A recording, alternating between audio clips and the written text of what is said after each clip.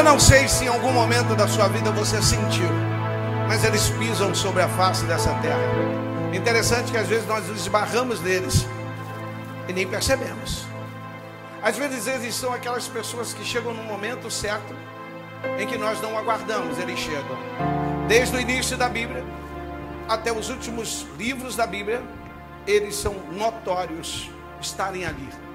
Houve algum momento que ele esteve muito próximo de você, talvez na cabeceira da cama quando você dormia e quando você clamou a Deus, talvez no hospital quando ninguém mais podia entrar, depois daquela porta escrita CTI e que não entra a família, ele estava lá dentro, cuidando, com uma espada desembainhada. Nós não conseguimos enxergar porque é o sexto sentido, é a parte espiritual.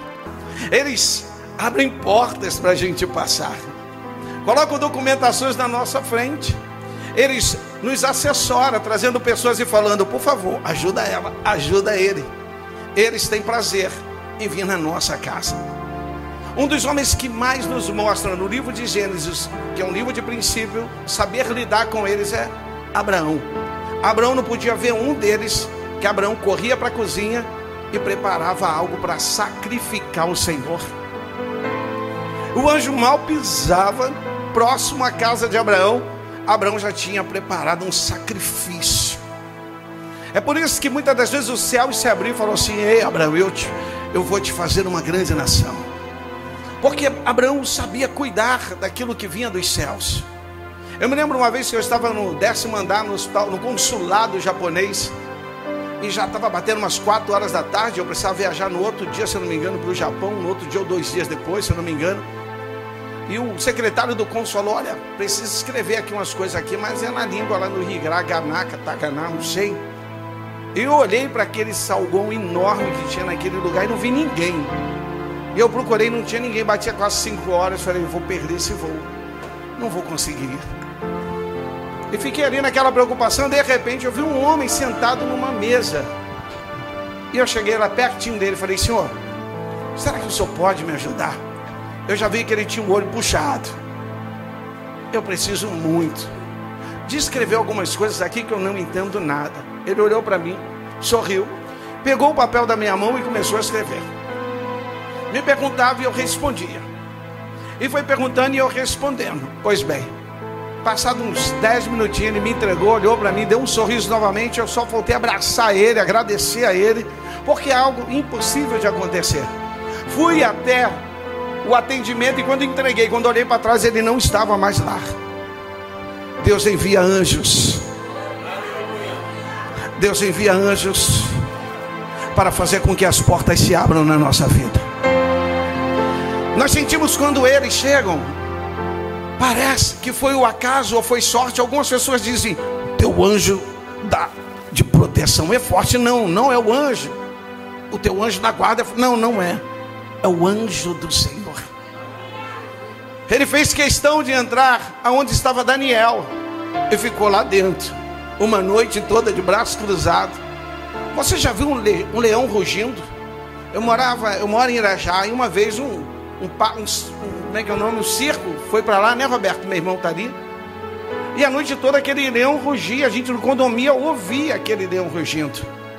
O leão rugiu a noite toda. A vontade deles era pegar Daniel, mas não podia. A vontade do teu inimigo e do meu inimigo é nos pegar, mas não consegue. Já parou para pensar quantas vezes falaram que você ia descer a sepultura e você não desceu? Já parou para pensar quantas situações aconteceram na sua vida que você pensou em parar e desistir e você não desistiu? Já parou para pensar quantas vezes você precisou de uma mão e não tinha ninguém, mas ele estava lá? A família saiu, ele estava lá. Os filhos saíram, mas ele estava lá. Ninguém podia entrar e ele entrou. Porque ele entra em lugares que ninguém pode entrar. Ele pisa em lugares que só ele pode pisar. Ele abre portas que só os céus. E ele está aqui nessa noite. E ele manda ser profeta sobre a tua vida para dizer: se prepara. Tem portas que ele vai abrir. E tem portas que ele vai manter fechadas. Interessante que quando nós olhamos o Velho Testamento, nós vemos por diversas vezes os anjos do Senhor comprometidos com algo que Deus havia estabelecido. Um visita Gideão e diz: homem valoroso, poderoso, homem forte. E Gideão diz: está falando comigo? Quem eu? Tem certeza? Eu não tenho essas qualidades. Eu estou malhando trigo no lagar e eu sou o mais humilde da minha família e minha tribo. Eu sou da menor a tribo de Israel. Ele começou com um complexo de inferioridade tão grande. E o anjo falou assim: você não é nada disso, você é forte. Olha para quem está do teu lado e fala assim: abra seus olhos, você é forte. Por quê? Porque tem a unção de Deus sobre a sua vida. Deixa quem quiser falar, tem uma unção de Deus sobre a sua vida que te faz forte. Você está vivo aqui porque a unção de Deus te alcançou. Você está vivo aqui hoje porque a graça de Deus te alcançou. O anjo do Senhor tem caminhado contigo. O salmista resolve dizer para mim e para você que 1000 cai de um lado, 10.000 à tua direita e você não é atingido. Por quê? Porque o anjo está cuidando, está guardando. Falaram que você ia morrer, não morreu porque o anjo não deixou. O anjo está com a espada desembanhada e ele não está só para proteger, ele está para dar vitória. Quem recebe essa palavra, dá glória para Deus bem alto. É Ele que caminha sobre a face da terra e vai fazer com que homens sem esperança e sem sonhos voltem a sonhar e a ter esperança. São eles que conseguem impulsionar homens a acreditar que com pouquinha gente vai conseguir vencer nações, como ele conseguiu impulsionar Gideão. Você está pensando que porque você está só, você não tem a capacidade de avançar? Está equivocado. Não precisa de muito, só precisa do anjo do Senhor à tua frente. Mas é algo interessante que quando nós começamos os evangelhos, nós vamos ver o anjo do Senhor chamado Gabriel trazendo a notícia para Maria. E também vamos ver o anjo Gabriel entrando para falar com Zacarias, o pai de João Batista. E dentro do templo, aquele homem com uma espiritualidade a nível alto, o sacerdote que está no momento seu único de poder colocar diante de Deus o sacrifício. Quando ele olha para cima do altar, ele vê o anjo do Senhor, ele se surpreende. Tem muita gente aqui que é crente que ainda não teve uma experiência com Deus. Já viu vulto dentro de casa, já viu feitiçaria e bruxaria, mas nunca viu o anjo do Senhor. Tira tudo da lista hoje e coloca assim: Deus, eu quero uma intimidade contigo. Faz que nem Moisés. Moisés, o que você quer? Eu quero ver a tua glória. Quantos entraram aqui nessa noite? Arranca todos os pedidos que você tem e coloca: eu quero ver a tua glória. A glória de Deus vai te tomar de uma maneira tão tremenda que ninguém vai parar você. O teu projeto vai avançar, a tua casa vai vencer, seus filhos serão libertos e a glória de Deus vai ser derramada sobre a tua vida. Então nós vemos a aparição de um anjo do Senhor trazendo duas notícias. Pois bem, e aí cessa. E Jesus dá início ao seu ministério. Então quando nós entramos em Atos dos Apóstolos, nós vemos homens se sentindo poderosos. Os discípulos, após Judas se suicidar, Matias assume o lugar de Judas Iscariote. E então começam os 12 grandes pilares do Evangelho.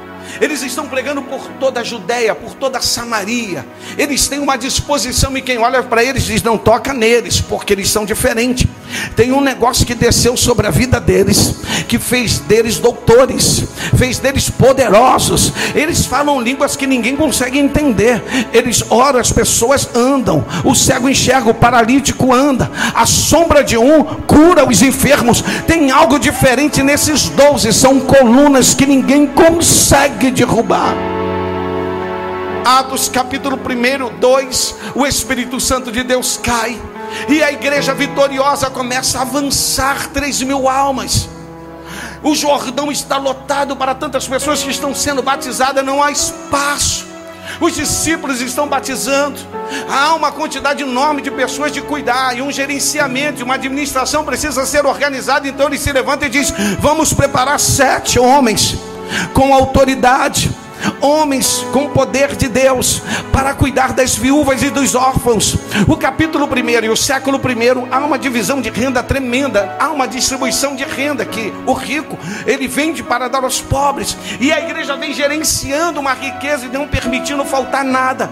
E então eles preparam uma equipe, e dessa equipe 7 homens, e um que vai entrar em relevância porque o nome dele é Estevão, e ele vai em julgamento, lá para o capítulo 7 ou 8, ele vai ser executado executado aos pés de Saulo. Preste bem atenção, porque nós estamos falando de uma igreja vitoriosa, uma igreja que ganhou 3.000 almas, uma igreja que consegue fazer uma divisão de renda boa, não falta comida, não falta nada. As pessoas têm medo daqueles homens chamados colunas, daqueles homens chamados apóstolos, daqueles homens chamados discípulos. Eles estão de cabeça erguida. E então, quando todo mundo olha para ele, a morte de Estevão não mexe com a estrutura cristã, a morte de Estevão não vai mexer com ninguém. Mas então Herodes Agripas, que sucedeu Herodes o Grande, diz a palavra que Herodes então resolve mexer com a estrutura. Eu quero profetizar sobre as nossas vidas aqui nessa noite, que ainda que bata, ainda que tente, a estrutura que Deus jamais vai se romper.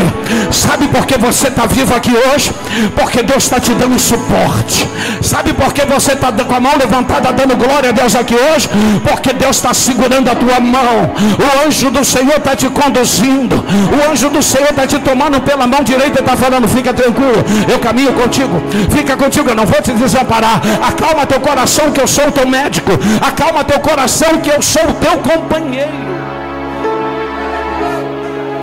Herodes Agripas, ele está com sua popularidade baixa, e então ele resolve mexer naquela estrutura. E diz a palavra de Deus então que ele vai pegar Tiago, e de um dia para o outro, quando eles vão executar Tiago, uns grandes historiadores, Eusébio de Cesareia, Clementino de Alexandria, dizem nas suas escritas, historiadores que buscaram, dizem que o executor do apóstolo Tiago havia se tornado cristão. E quando ele foi colocado para executar Tiago, ele se negou e foi executado junto com Tiago. Tamanha fé. Ninguém morre por uma mentira.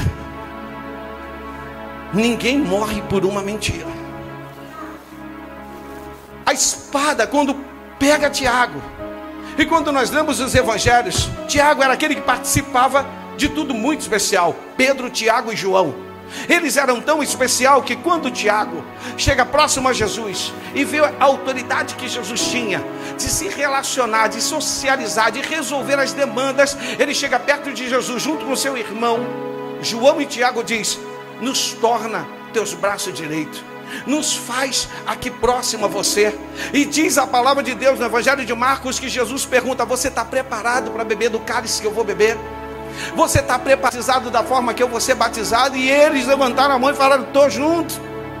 E agora nós vamos ver acontecer, porque quando Tiago morre, aí sim mexe com a estrutura.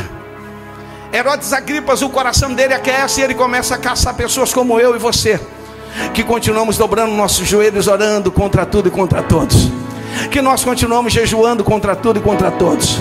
Começou a buscar pessoas como nós para matar, para arrancar. E a Bíblia diz então que ele prende Pedro, e ele coloca Pedro no mais profundo do cárcere.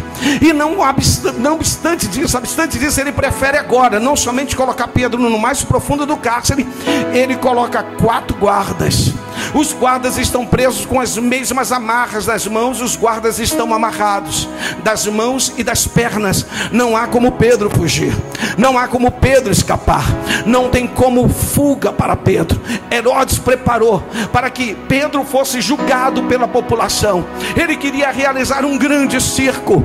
Na noite anterior, Pedro, aquele que deu os seus primeiros passos sobre as águas, aquele que confiava e sabia para onde ia e dava valor à sua ida, porque é difícil morrer, mas ele tinha certeza para onde ia, de uma maneira tão grande que ele está dormindo. Se fosse eu, estava tentando fugir, se fosse você, estava tentando arranjar um jeito, mas não. Atos capítulo 12, verso 5 nos mostra por que Pedro estava dormindo.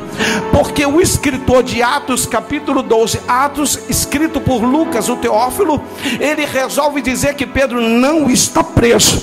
Se você ler no capítulo 12, no verso 5 de Atos, Lucas escreve dizendo que Pedro estava guardado na prisão. Tem portas que Deus não vai abrir para nos proteger. Tem lugares que você não vai entrar, porque Deus não quer que você entre lá, porque você é tão especial, que para uma pessoa especial como você, para uma adoradora como você, para um adorador como você, já com o coração sofrido, que já apanhou muito, que a vida já bateu, não é qualquer porta que você vai entrar. Tem portas que vão ficar fechadas. Para de questionar Deus, para de ponderar com Deus, para de colocar Deus na parede. Tem portas que Ele não vai abrir, porque você não merece entrar por essa porta. Agora, se prepare, porque enquanto Pedro está preso, o capítulo 12, verso 5 diz que Pedro estava guardado na prisão, mas a igreja, o termo usado no verso 5 é: a igreja orava continuamente. O Espírito Santo de Deus me impulsiona a orar, seja de dia, seja de tarde, seja noite, seja madrugada. Eu não sei a luta que você está atravessando, mas Deus está falando comigo e com você nessa noite. Ore, não pare de orar, ore, não cesse de orar, não deixe ninguém calar a sua boca. Quando os céus se abrir, continue clamando, continue orando, enquanto a igreja ora. E então em Atos, no capítulo 12, que nós vamos ver agora, que vai nos trazer ao passado, porque nos evangelhos é no início, e depois você não ouve falar mais da teofania, que é um princípio estabelecido para a presença do anjo do Senhor. E é exatamente nesse momento em que Pedro está dormindo. Que tranquilidade é essa? Porque ele não está acordado, ele está dormindo. Porque ele não estava preso, ele estava guardado.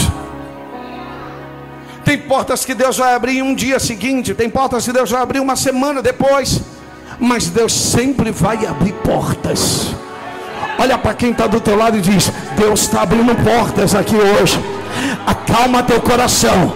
Tem portas que vão se abrir para a tua família aqui hoje, que Satanás vai ter que bater em retirada, e você vai cantar o hino da vitória. Quem está vivo, levanta a mão e dá glória para Deus aqui nessa noite.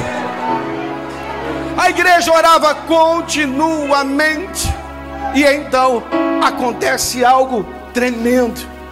Não é um esbarrão, não é uma visãozinha, não é algo normal, é sobrenatural. Ele não está sobre o altar aguardando Zacarias entrar. Ele não está na casa de Maria aguardando Maria acordar e lidar com ele. Não, a Bíblia diz que um foco de luz explodiu dentro da prisão. Quando o teu Deus chega, Ele dá um sinal e diz: estou chegando.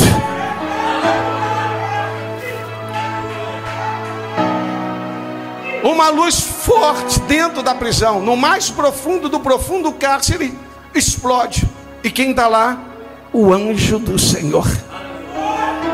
Quando ele chega e ele pisa, os cadeados se soltam.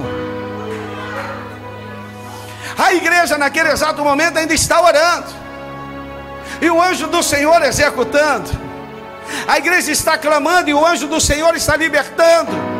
Quando Herodes Agripas pensou que poderia mexer com a estrutura, a igreja, Herodes Agripas seria surpreendido, porque quem olha para a narrativa desse texto e começa a enxergar o primeiro século cristão, observa que são os poderosos. Não, quem olhava dizia: ninguém consegue tocar neles, são intocáveis, imortais. Não, quando Tiago morre, um medo aparece.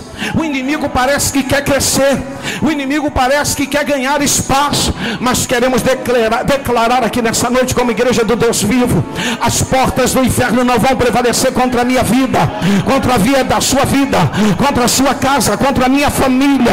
As portas do inferno não vão prevalecer. É noite de vitória. Só quem recebe dá glória para Deus bem alto. Quando nós olhamos e percebemos que quando Tiago morre, parece que a estrutura tombou, parece que há uma fraqueza, abriu uma brecha. Estevão foi antes. Então quem olha diz: esse é o momento em que vamos mexer com toda a estrutura. Tem muita gente equivocada com relação a mim e a você, diante das situações que nós atravessamos. Tem coisas que nós atravessamos que as pessoas dizem: acabou, não tem mais jeito. Estão equivocados. Deus nos coloca em posição de estratégia. Você precisa identificar qual é a posição que você está.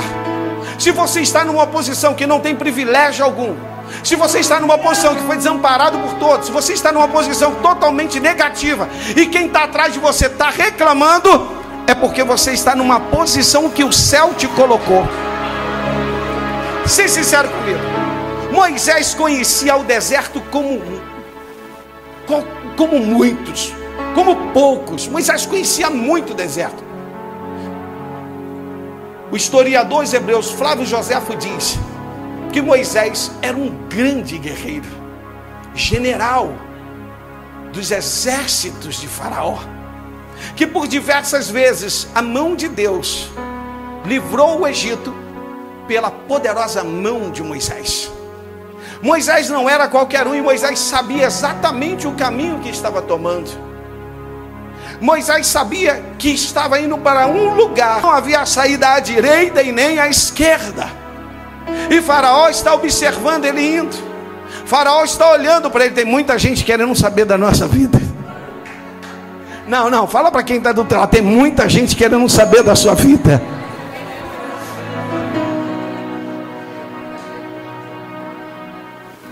Então Faraó reúne os 600 melhores capitães, 600 melhores capitães e 500 de infantaria. E ele diz: vai até Moisés e acaba com ele. Agora vamos entrar dentro dessa narrativa do texto para entender por que Moisés está indo para um lugar onde não há meio de escapar. Moisés não está indo por ele mesmo. Pare de andar conforme você quer. Coloque Deus à frente do que você está colocando na tua mão. Antes de você se posicionar, coloque Deus.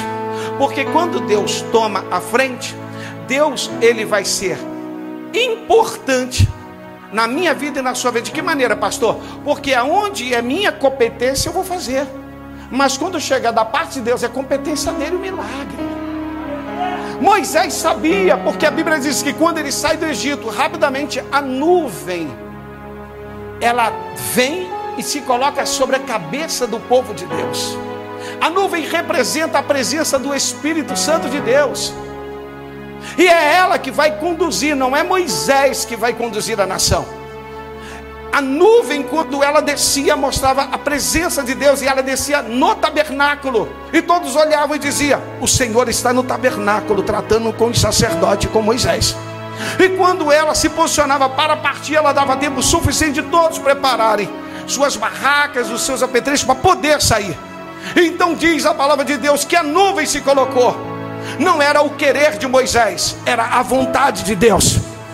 Deus vai nos levar em lugares e em posições tão difíceis que nós vamos até mesmo achar que estamos fracassando.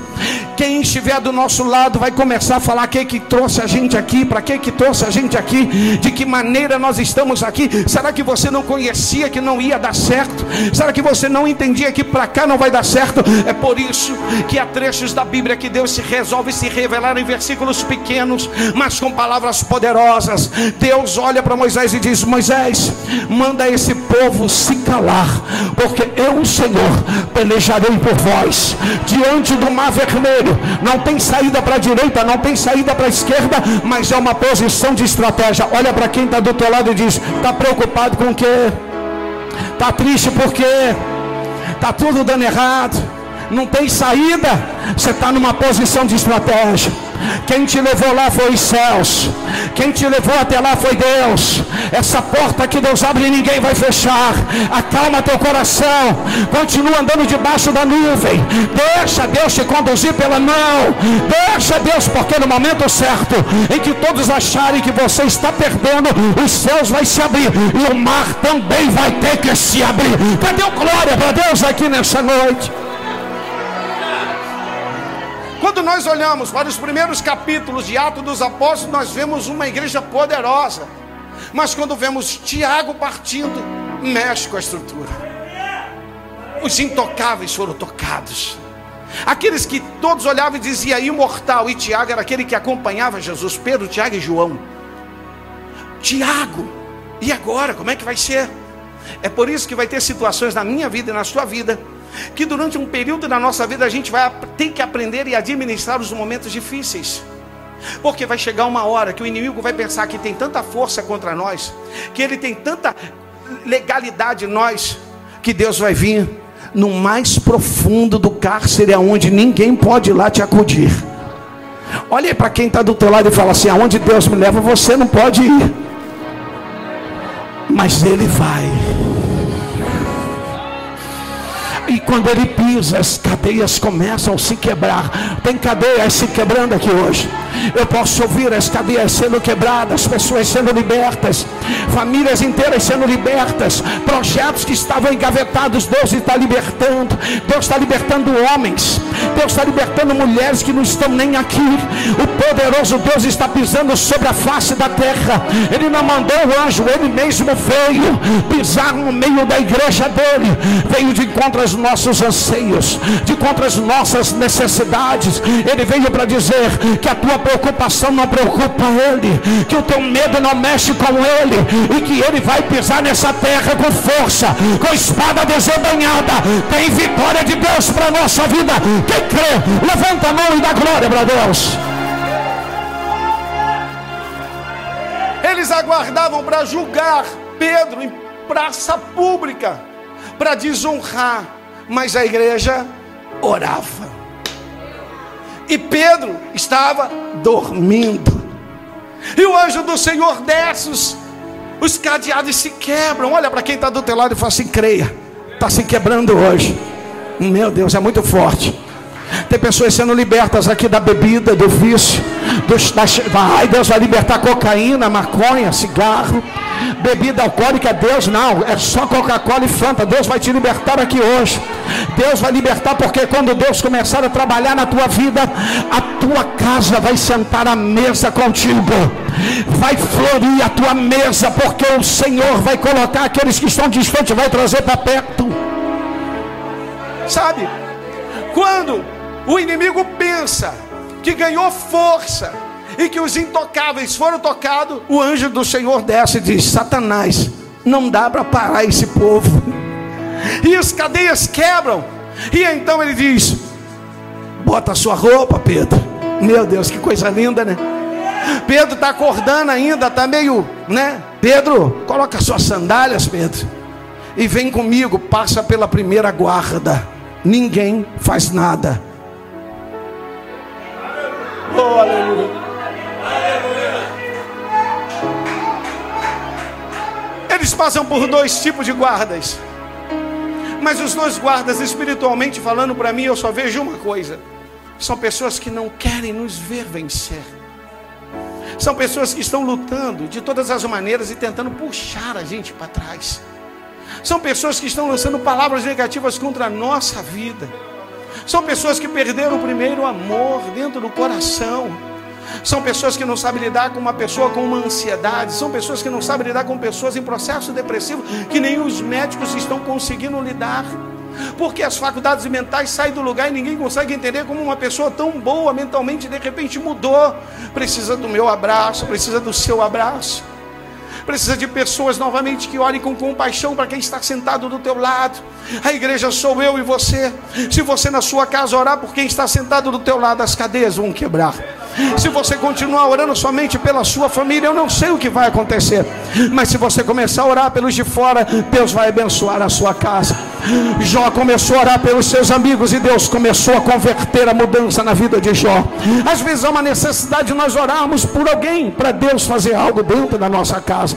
Às vezes a necessidade de a gente estar vazio, mas quando nós estamos vazios, é que Ele vem caminhando no nosso meio, porque Ele vê que nós somos vasos, e vasos são de barros. Qualquer coisinha se quebra, qualquer coisinha se desmancha, mas aí a gente diz: ei Deus, estou aguentando não, me pega de novo, me coloca sobre as rodas. Tu és o olheiro, trabalha na minha vida, trabalha na minha casa, trabalha nas minhas finanças, trabalha no meio dos meus negócios. E Ele vem, nos coloca sobre as rodas, e Ele começa a tratar as nossas feridas. Tem pessoas aqui que estão sendo tratadas, tem pessoas aqui que estão sendo curadas. curadas. Por quê? Porque você está sobre as rodas. Você é um vaso, e vaso de Deus fica sobre as rodas, e o olheiro trabalhando, ele está fazendo vaso novo, um vaso mais forte, preparado para receber pancada e para avançar. Cadê o glória para Deus aqui nessa noite?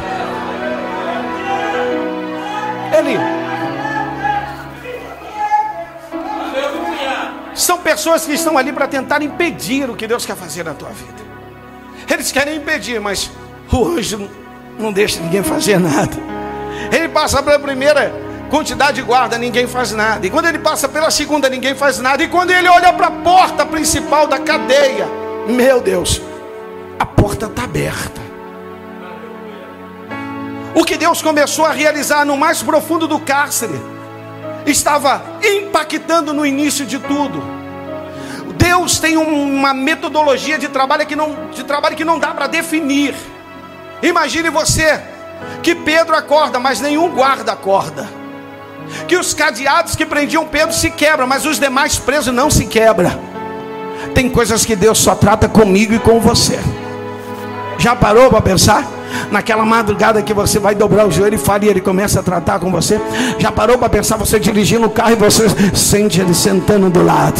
Aí você, não, claro, ele vem, ele senta do lado e começa a palestrar com a gente. E quando a gente percebe, a gente está chorando. E quando a gente percebe, o céu desceu, a glória de Deus tomou todo o carro, e a gente está glorificando, exaltando, chorando, sendo quebrantado, começando a entender que nada melhor do que um dia após o outro, e nada melhor do que ser tocado por ele para recomeçar, para ter força para avançar, para ter força para dizer: eu posso naquele que me fortalece, ninguém vai me parar. Tenho sonhos, tenho projetos que não são meus, são dos céus, e se os céus deu o sonho e deu o projeto, é competência do céu fazer a coisa acontecer. Cadê o glória para Deus aqui nessa noite? Escute, Pedro sai, e o anjo do Senhor continua conduzindo Pedro. Olha para quem está do teu lado e fala assim: ele vai te conduzir, ele vai te levar ao lugar onde tem que te levar. Sabe aonde? A eclésia. Ele vai te levar na igreja. Aí Pedro bate, pensando que não tem ninguém do outro lado. Quem está? A igreja. E o que a igreja está fazendo? Orando. As portas do inferno não podem prevalecer contra a igreja de Cristo. As portas do inferno não podem prevalecer contra a igreja de Cristo. Quando abrem a porta, toma um susto. Tem pessoas que estão pensando que vai fazer chacota de nós. Manda entrar na fila. Sabe por quê? Porque Deus desceu o anjo, cadeados foram quebrados, sepulturas fechadas. O grandão da Galileia, que desceu lá naquela prisão e pegou Pedro pela mão e falou: e aí, Pedro, vem cá, Pedro, você não vai não, Satanás não vai mexer mais com a estrutura, porque a estrutura é Jesus. Ele é pedra de esquina, ninguém toca, pode tocar nele. Moisés tocou inadequadamente, Deus falou: só por causa disso não vai entrar. Ele caminha com a gente. Eu não sei o que você vem atravessando. Talvez você venha atravessando um período difícil. Talvez começou muito bem lá em cima e de repente deu uma caída. E aí você olhou para a estrutura e falou assim: meu Deus, calma aí, calma. Deus está pisando nessa terra para botar tudo no lugar. Herodes Agripas não sabia o que fazer. Mandou prender todos os guardas foram julgados. Todos se levantavam tentando entender o que havia acontecido. Não dá para entender, porque milagre não dá para explicar.